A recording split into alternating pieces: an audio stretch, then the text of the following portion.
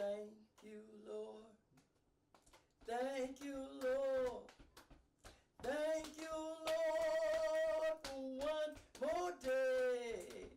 Thank you, Lord. Thank you, Lord. Thank you, Lord, for one more day. Lord, you've been so good. Yes, you've been so good. Lord, you've been so good for one more day. Well, when they called me, I was home. Because I think I used to get off work like at 2:15 or something like that. So then they called me, it was still in the afternoon. School was still going on. So when they called me and told me that I needed to come up there because you had told them that somebody had abused you. So they didn't get into any type of detail over the phone. So I'm looking like, what is going on? What is going on? So I get up to the school, and you were already in the office, and then then I came in the office, and she was, I guess, the counselor was pretty much telling me what you had told her. And I think when you started talking and you were saying that you thought I was going to be mad with you, I had to continuously reassure you that I wasn't. There was nothing for me to be mad with you about. Like, I just wanted to know what was going on, who did what, when, why, how, and where. So when we got home, I think when we got home, you told me you was getting into detail of what had happened more than when you was at the school. I don't know how in depth you got with the counselor, but she didn't get in depth with like that with me. But when we got home, after I guess you got it out and told you was like just telling me what had happened. My first instinct was, wow, this is about to rock some people's lives. The only part about the whole situation that I was crazy mad about, first of all, these are people that are in my house that I trust. I thought I could trust. Like I said, y'all didn't until I went to Orangeburg, y'all really didn't go to daycares and stuff like that. So it was always somebody watching y'all. It was never no bunch of daycares that y'all would go to, because I didn't trust daycares. So I know that I can't trust the people who I got living in my house watching my kids. So, and then when family members start calling me and asking me to contact the court or drop the charges, and I'm like, first of all, because you had already reported to the school, it was clean out of my hands. If I wanted any charges dropped, it wouldn't have been able to be done because it was all the school and the state and the police. So I had absolutely nothing to do with that. So that really kind of pissed me off a lot, because they were calling me on my job and just asking me to drop charges that I hadn't even filed. I ain't filed no charges. State that filed charges. And not one time asking if you were okay. Versus just not thinking about the victim. Thinking about the agitator or the person who assaulted you. Not even asking how you doing and stuff like that. Just wanting it to go away. I was fine with losing certain family members because you're my child, you're my daughter. It was you over anybody or whatever, whoever said. I actually found out about your abuse. I picked you up from school one day, just to hang out.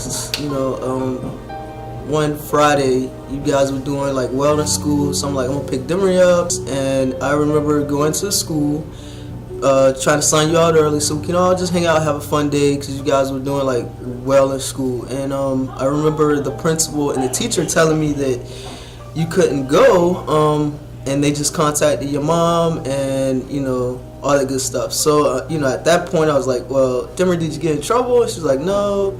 And at that point I kind of knew something was wrong. It's just that like motherly auntie instinct that happened. And so for me, I was hurt when it all came out. And so for the longest time, maybe a year and a half, I took Demery back and forth to therapy and lessons and like counseling lessons and stuff like that.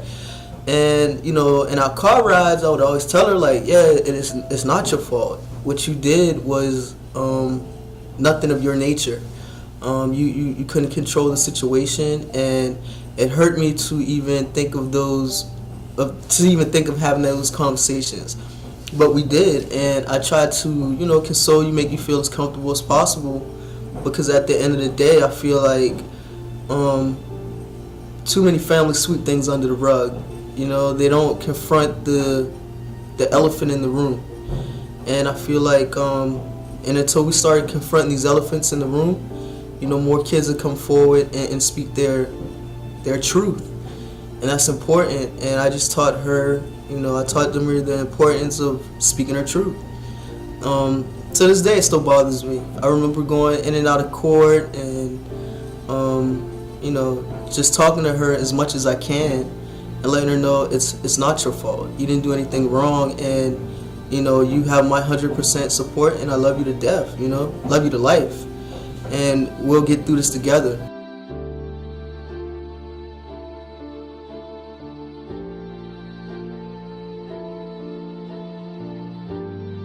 About 7 and 8 years old, I was sexually abused by a few family members, not only males but female. It was just one female. So when I was about 11 or 10, the family member graduated and they went off to the military. And so that's when the abuse kind of stopped. Because he was really the main person making me do those things. So it was like the person who was the dictator, wherever he was gone. So I remember to this day, I was at my grandmother's house, and that's where we all met before seeing him off, whatever. And I was crying. I was crying really, really hard that day, because that day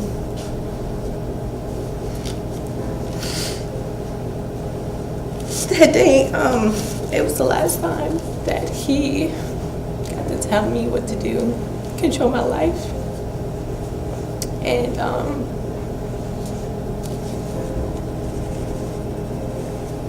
that day was just like really, really joyful, because I got to be happy again, be a little girl again. And I think that because of the trauma that I experienced for years, it didn't make me feel like a child anymore. I didn't feel like I was the same person before they moved into the house and after they moved out the house.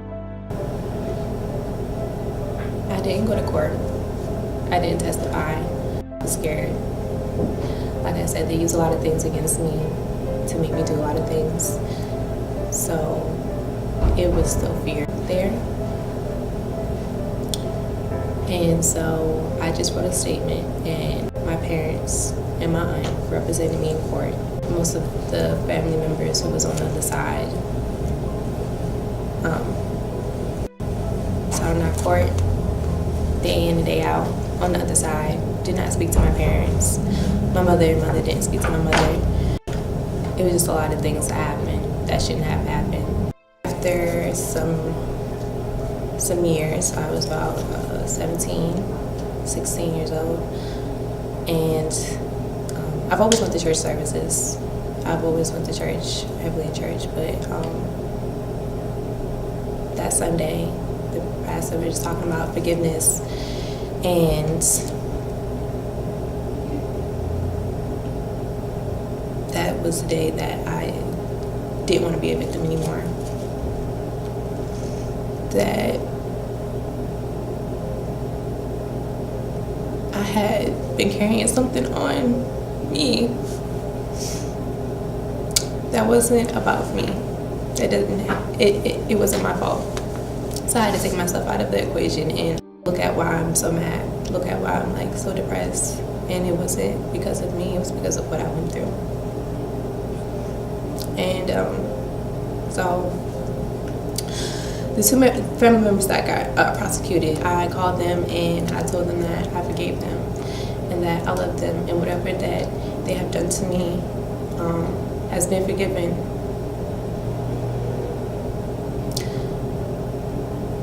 I think that's the hardest thing I have ever had to do. It's not because I didn't want to forgive them, it was because I had to tell myself that it's over. And I can't keep living in that. And to move forward, I can't let myself be still a victim. For the family member that is a female, she denies everything, but it's okay. It's the same time that I called the other two family members that got prosecuted. I told her, even though that you don't quite remember, I remember very vividly, and that I forgive you and I love you. And she was still denying it, but it's okay. It's all well. I do believe the day that I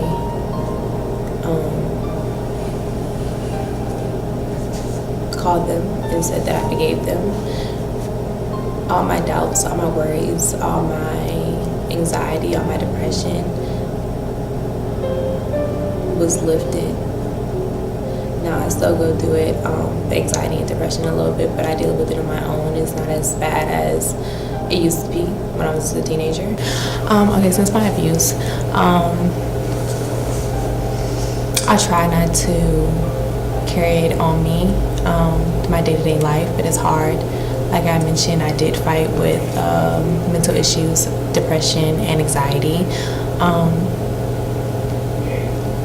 When I said that I dealt with it on my own, I basically suppressed all the memories, suppress all the feelings from my family members, just to get through day-to-day life. But yeah, you can't judge anybody by how they look or how they carry themselves, because you don't know where or what that person has been through. And I thank God that I have not, or I thank God that I don't look like what I've been through, because I don't think I would recognize myself, to be honest. To any young girl that went through what I went through, I just want to let you know that you aren't alone. Please tell a friend, because it's going to eat you up. It's going to turn you into a person who you don't recognize, who you don't like, who is too sad. I was really, really sad. So